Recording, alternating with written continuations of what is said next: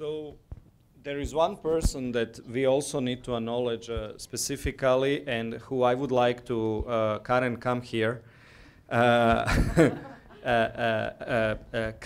is a Kaleida employee who was generously given to the as a property to the Buffalo Neuroimaging Analysis Center for the last. She was a chief ultrasound technologist in Kaleida, and Kaleida generously really gave us Karen to help us develop these Doppler tools. She was definitely trained by Professor Zamboni, and I honestly always say that she's the best ultrasound technician in the world, and I don't think that there is a better one. We are of the opinion that other technologists should do the Doppler like Karen and Vesela are doing in BINAC, and that's why we started educational seminars, which are ongoing every time we have enough people, and we are proud that we trained over 30 or 40 ultrasound technologists that are now doing ultrasound in Atlanta, in Utah, in Arizona, in Vancouver, in Seattle, I mean, huge in Bulgaria. So Karen, please say something. Thank you for the compliments. I would like to acknowledge there's some people here that I've known only as a number, and as you walked in, I saw your faces, and it was the first time I've known your name. So it was very nice to meet you finally as a person and not as a number of one of our subjects, and welcome to everyone else too. I don't know what else. We are holding another session of our training in July, and it's going great, and I enjoy showing people around the world how to do this study, to promote it around the world, to help everyone with MS. Thank you.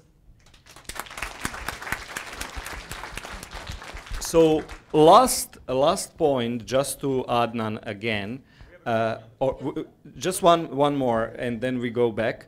Can you comment on why we need to do animal studies on CCSVI, and what does that mean? I know that's a difficult subject for some people, and so I was afraid you might actually ask that one. Because it is important to establish causality. We have MS models in animals.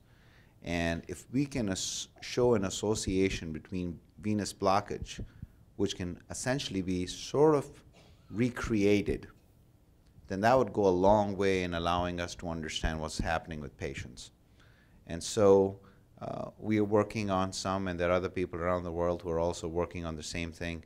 It is still a developing field in its infancy, but if we are able to recreate some of the findings from our studies and elsewhere, which show that there is a direct contribution of venous blockage to MS disease progression in existing animal models, I think that would be hugely useful and would accelerate our ability to walk down that chart that Bianca showed in terms of establishing some sort of strong association or even causality. As you were going through the presentation, there was mention of the SSVI in Alzheimer's and Parkinson's. I'm curious, did any of your study subjects have AD or PD? That's actually a very good question. In our first phase, we had only 2 or 3 patients.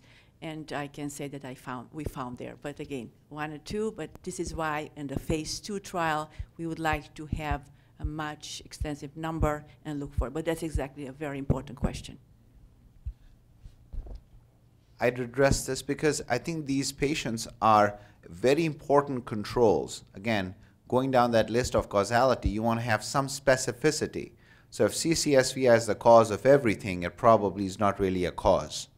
But if there is clear association between one disease and probably not that strong association with another, I think it strengthens that association.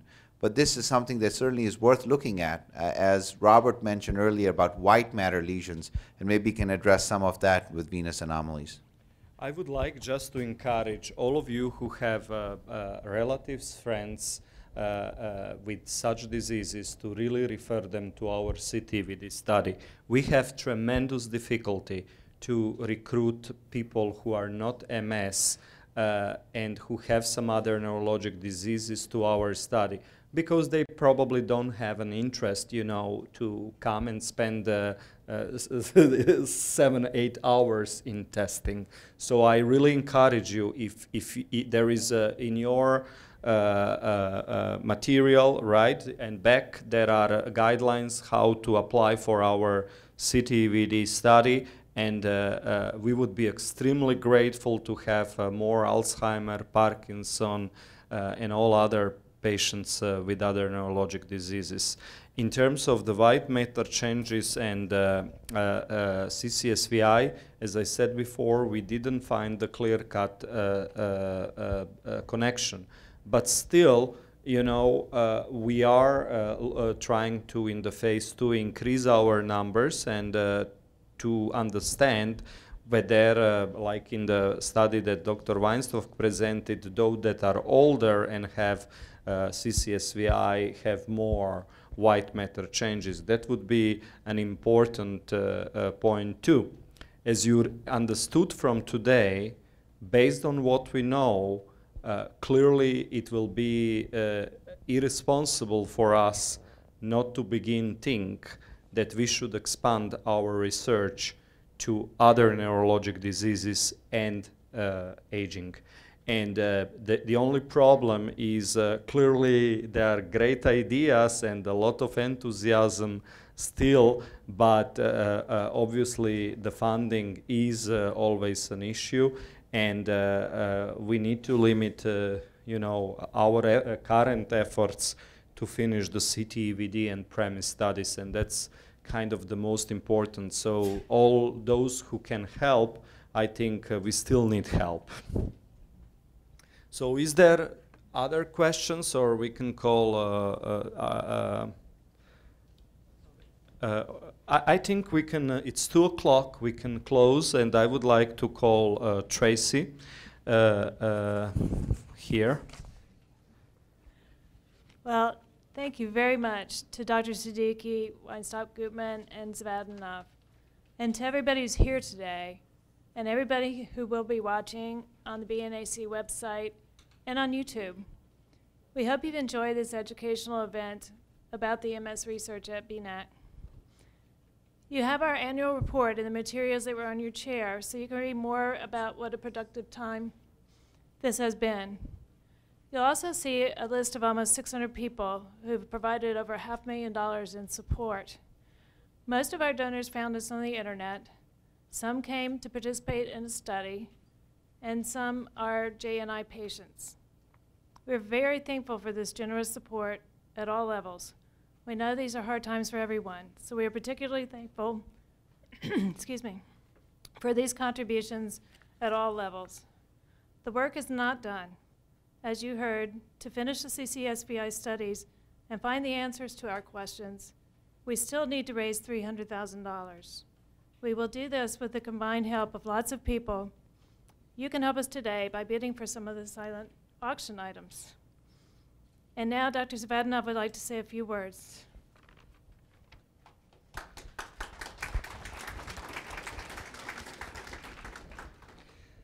So thank you, Tracy.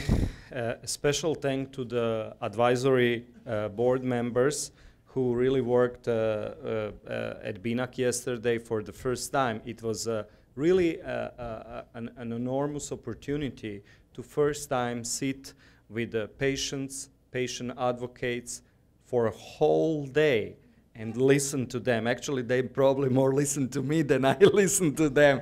But But I am really thankful to them because they really opened a lot of new directions. And although we are researchers, we have our opinions, and it's very good to hear the voice from the patients like you are, especially in such research that it's still mysterious, and to provide further feedback. We are deeply also grateful to those people who participated in our studies.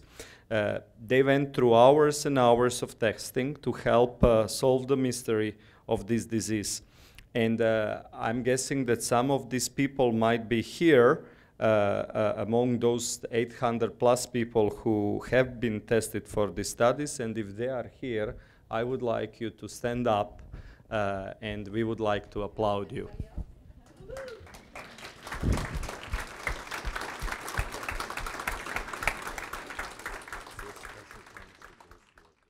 Then we would like to also thank those people who are participating in the premise study. Some of them traveled for a long, long way, and some of them are receiving the sham treatment, really.